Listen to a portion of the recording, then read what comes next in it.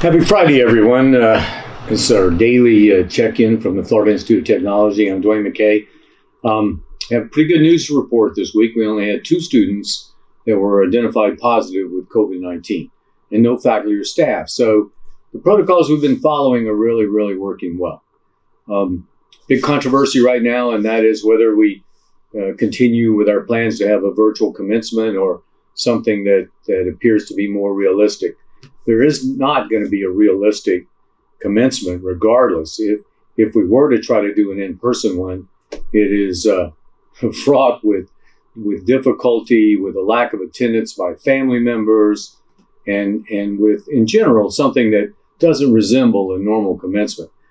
I understand the students and the parents wanting that, but most of the opportunities we have to do something like that, there wouldn't be no parents allowed. And somehow to me, that just doesn't make for a normal commencement.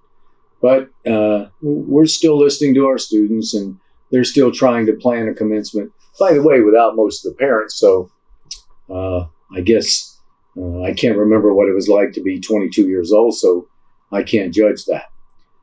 But we're also looking at other schools about what to do for the fall.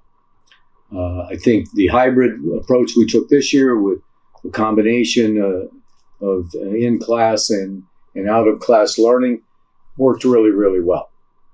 But I think we all want to get over the pandemic. We all want to go back to, I'll call it normal, and there'll probably never be another normal. But the pandemic should be over shortly, and that's what many of the experts say. There's also many of the experts that says it's not going to be over for a year or two. So we're going to have to gamble. And we're going to try to gamble on getting back to normal for the fall. But we will be prepared over a very short time frame to convert back to our hybrid model.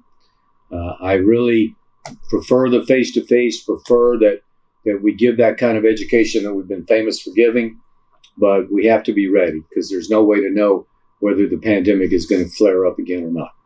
So those are the plans. I'm glad to say that our protocols are working. We only had 2 students, considering there was a gigantic St. Patrick's Day bash that went on downtown Melbourne this last weekend, and we haven't had anyone come or anybody really fall ill because of that.